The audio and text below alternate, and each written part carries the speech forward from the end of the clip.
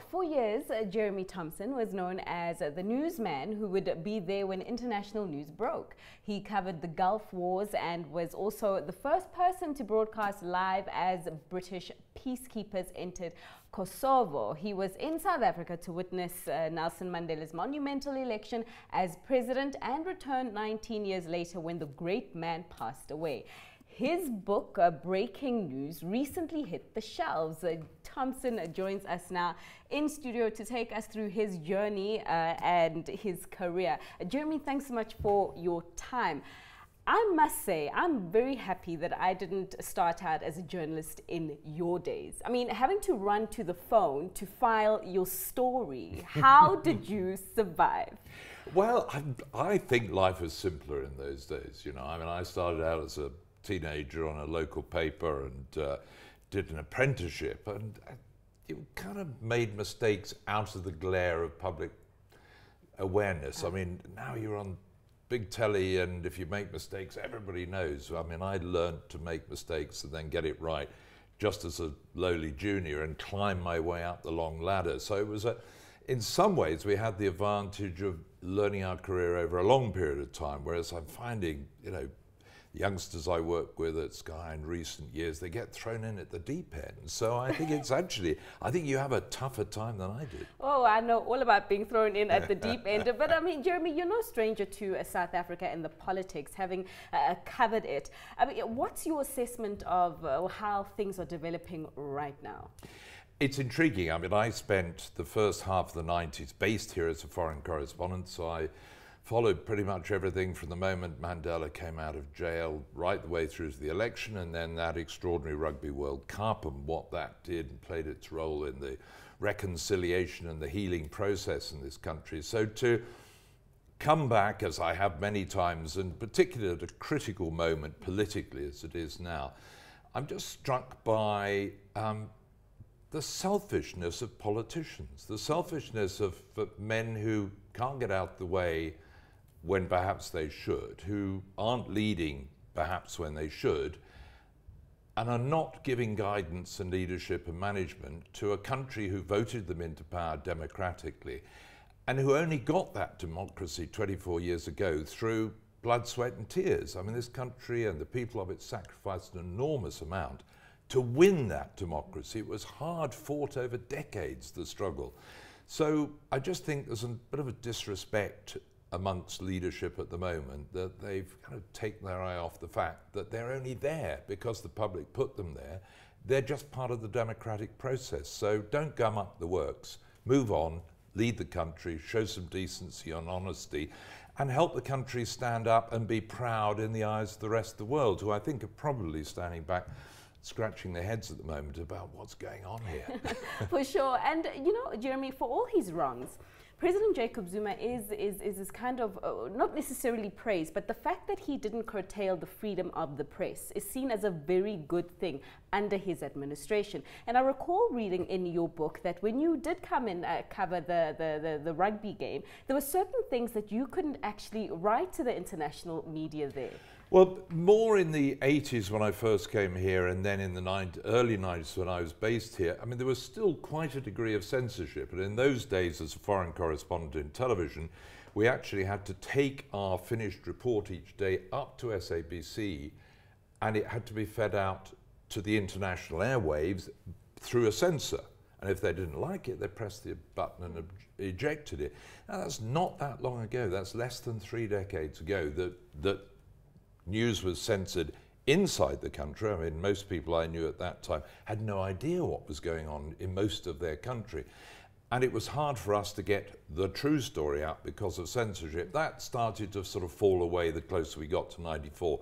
We had fewer and fewer problems with. But it is worth remembering that, you know, freedom of the press and freedom of the media played a crucial role in the struggle to free this country and to give it democracy. And I'm glad that that hasn't been too badly damaged and tarnished in the intervening years, although I, like you, probably know quite a few journalists who've tried to get stories out there that have been rather sensitive, and they've got their fingers burnt from time to time. So it's never easy trying to be a journalist, telling the truth, trying to be impartial, trying to be balanced. And what do you make of the most newest news genre, that being fake news? I think it's troubling. I think it's a serious concern, and I think it gives us, you know, a real challenge as what I would see as the mainstream media trying to do an honest day's job and get the news out fairly and impartially to people. I don't think it's new in a way. What it is a variation on an old theme of propaganda and misinformation, which we've had almost since the beginning of mankind. But fake news has been accelerated through social media platforms, so it is instantaneous, and therefore it's more insidious because alleged fact, alleged news is getting out to the public with no filters and no checking. And I think a lot of the people are confused about what's true and what's not. And so it's a real challenge to journalists like ourselves now to make sure we check and double check and try and give people a balanced view of what's going on in the world so that they can see what's fake and what's not. But it is the battle of the 21st century for most of us journalists, I think. Yeah, for sure. And talk to me about how you covered the US presidential election, because I don't know, maybe fake news was coined by the president himself, Donald Trump, but how did you navigate the fake news threats or the forces there to produce reports that were on time and that were, first, as all us journalists like to be, but that were also accurate? I don't think the gathering of news material and the checking and double checking and treble checking that I learned as a kid on a local paper 50 years ago has actually changed. Doesn't matter where you are, what part of the medium we're in. I don't think you change your habits of checking and double checking and making sure it's true. The problem was not for us with fake news. It was the fact that there was a blizzard of fake news falling across America in 2016 as that election campaign went on, that was simply confusing the view of the public, the voting public. They sort of started to lose the plot as to what was real and what wasn't real. And I'm not sure that Trump coined fake news, but he certainly harnessed it. So the problem, what we found, is that anything he didn't like that challenged his view and his perception and his message, he dubbed as fake news. So you'd be standing up at a news conference, you ask him a question, and he'd go, you know, those British TV people, that's fake news. And it caught on. It's very easy for it to catch on. So it was more blinding the sight of the voting public than swaying our perceptions. Jeremy, it's quite ironic that we're talking about your book, Breaking News, because we actually do have some breaking news right now. We are being told that the ANC, the ruling African National Party here in South Africa, has given President Jacob Zuma until today to resign, and we will bring you developments on that front as and when they happen. So going back to one last question with Jeremy before we go to break. I mean, your evolution, you've seen the journalism industry evolve from prehistoric dinosaur times. Almost, you're right. I am a dinosaur, yeah. I mean, where to now? Last week we had a report that a South African billionaire had bought a newspaper. For years we've been hearing that, I mean, the newspaper business is a dying business. Where do you see the future of journalism? I started in newspapers and I was told very quickly, it's almost dead, radio's taking over. I went to radio and they said, no, television's come along, radio's dead. Then I went to television, and it went fine for about 30 years, and then social media came along and said, social media's out there, television's dead.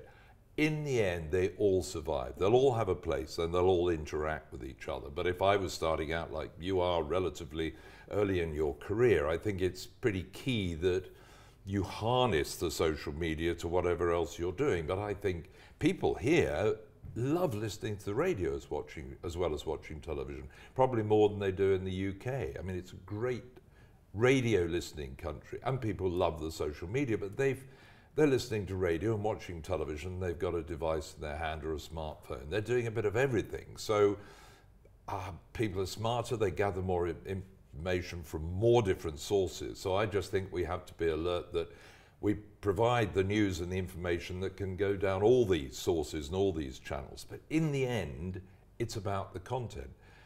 As I was likened our business to, it's a bit like the old-fashioned English town crier in the Middle Ages who got dressed up in a fancy suit and rang a bell and marched into the main square and said, I've got a, hey-ho, oh yeah, I've got a great story to tell you. And if you and I sit in front of a camera like this and haven't got a good story to tell and aren't very good at telling a story, the people will walk on by and go to the shops. So in the end, it doesn't matter what platform you're on, you've got to have a good story and you've got to tell it well so that people sit and watch or listen or read because they want to, because they're enticed. It's like this story at the moment in South Africa. I can see it's got people gripped because they're not quite sure which way it's going to go. It's an amazing drama, which is what most of news is in the end. Indeed. But Jeremy, thanks so much for your time pleasure. and your insights. That was Jeremy Thompson, who is the author of Breaking News.